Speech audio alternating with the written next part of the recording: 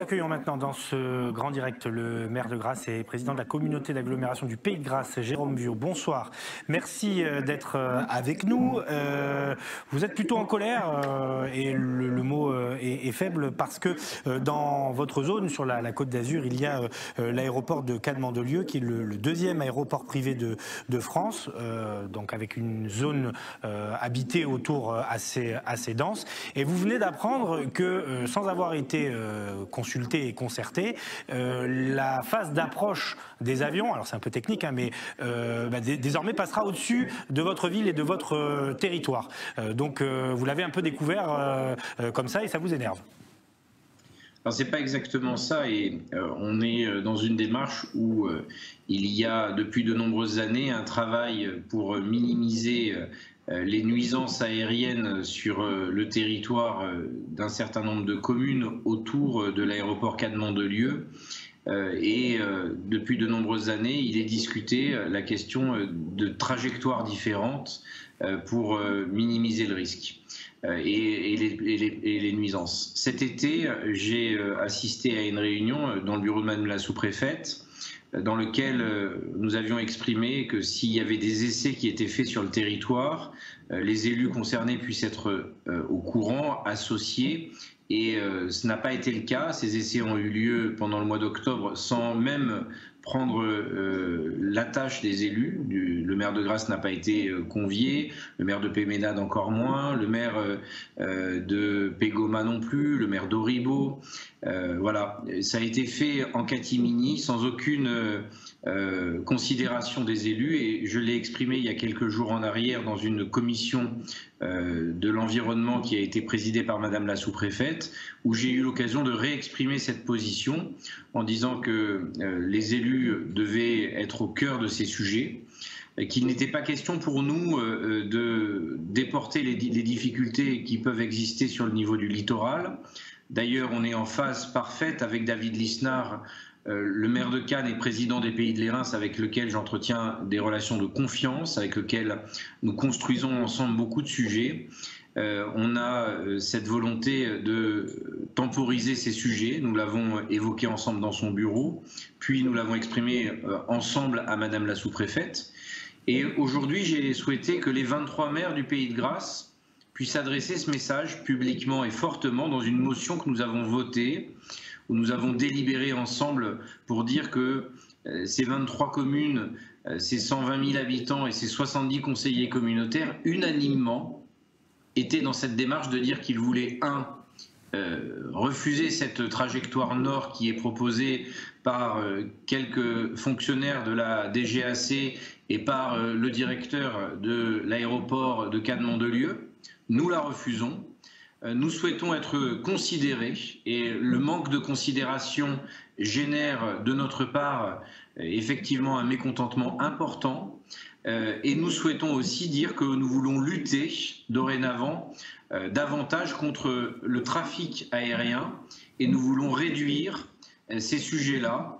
Nous pensons que ce qui est proposé mécontentera tout le monde, à la fois les personnes de l'association de défense qui ont lutté pour obtenir ça, ils seront, je dirais, les dindons de la farce, puisqu'ils continueront à avoir des survols de leur territoire. Et en plus, on rajoutera une deuxième trajectoire où les élus du nord de ce territoire seront impactés, les populations seront impactées, et on déplacera le problème, on le multipliera par deux. Alors, il était important pour nous qu'on fasse entendre notre voix fortement pour dire qu'à l'heure où on parle de transition écologique, à l'heure où on parle de réduction de l'empreinte carbone, à l'heure où on dit qu'il est important de respecter l'environnement, eh bien, ça nous semble d'un autre temps que d'augmenter des cadences pour des jets privés qui viennent consommer des tonnes de kérosène et passer au-dessus de ces territoires. En tout cas, en tant que maire de Grasse, je ne resterai pas insensible à ces sujets. J'ai déjà vu une bonne trentaine de personnes qui veulent se constituer en association sur les territoires. Je ne souhaitais pas ouvrir ce débat pour le moment, j'avais demandé qu'il soit déporté. J'ai obtenu dans cette commission de l'environnement que nous puissions ouvrir ce débat et regarder comment il va évoluer. Pour autant, j'ai voulu exprimer une position très forte, très ferme, très claire à chacun des décideurs. Qu'on comprenne bien, le danger, c'est donc que le trafic s'accroisse et qu'il survole aussi des territoires que les avions ne survolaient pas jusqu'à présent. Absolument, absolument, vous avez absolument raison, parce que dans cette boucle nord qui est proposée, on nous dit qu'il faut que les avions soient équipés d'un système de guidage satellite à 210 000 € par avion, que tous les avions ne pourront pas s'équiper d'un coup d'un seul tant cet investissement est conséquent et que ça va se faire crescendo et progressivement. Eh bien, ça veut dire que pendant un temps, la trajectoire actuelle sera utilisée par ceux qui ne sont pas équipés de cela. Et puis ceux qui auront cet équipement de guidage satellite utiliseront la trajectoire nord, ce qui est pour nous synonyme d'inquiétude en termes d'augmentation du trafic aérien, ce qui est pour nous aussi des impacts nouveaux. La ville de Grasse n'était absolument pas touchée, 0 survol sur la ville de Grasse, et on m'annonce 1600 foyers qui seraient impactés de manière négative par ces survols. Je trouve que c'est pas normal. Je trouve que ce n'est pas respecter la parole de l'élu local aussi que de s'engager à dire que quand il y aura des tests, vous serez prévenus aux heures et les jours pour qu'on vérifie les impacts sonores. Et ça n'a pas été le cas. Donc vous en voulez à la sous-préfète, mais aussi au directeur de l'aéroport ? Non, la sous-préfète, j'en veux pas. On travaille. Je lui ai exprimé ça. Je lui ai dit ça. J'en veux particulièrement à la méthode de gestion de l'aéroport, du directeur de l'aéroport, de ses collaborateurs, qui, avec beaucoup de mépris, beaucoup d'arrogance, viennent nous donner des leçons et viennent choisir ce qu'ils veulent et ce qu'ils ne veulent pas. Je crois qu'il va falloir que ces petits arrangements en cénacle et en petits cénacles se terminent et qu'enfin on considère un petit peu les élus locaux. Pour ma part, je suis prêt à monter fortement au créneau. Je suis déterminé. Je crois que beaucoup d'habitants sont déterminés et choqués d'ailleurs que de telles méthodes puissent avoir lieu. Et j'entends en tout cas faire entendre notre voix. Comptez sur moi.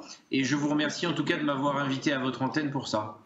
Eh bien, c'est tout à fait normal, puisque c'est un sujet qui va rentrer dans l'actualité, et vous ouvrez donc ce soir le débat. Une dernière chose, vous avez signalé que la motion avait recueilli l'unanimité, c'est-à-dire y compris dans les rangs de l'opposition, qu'on retrouve traditionnellement dans un conseil communautaire. Bien sûr, j'ai pris l'initiative de cette motion, je porte cette parole-là et j'ai demandé à tous les élus s'ils voulaient me rejoindre et se mettre derrière moi pour porter ce message. Et je suis heureux que 23 maires sur 23 aient voté sur cette délibération et que de toute origine politique, 70 conseillers communautaires se soient exprimés unanimement à mes côtés pour porter ce message et que nous soyons forts et entendus. Merci beaucoup Jérôme Viaud, maire de Grasse et président de la communauté d'agglomération du Pays de Grasse. Vous étiez en direct pour ce coup de gueule ce soir.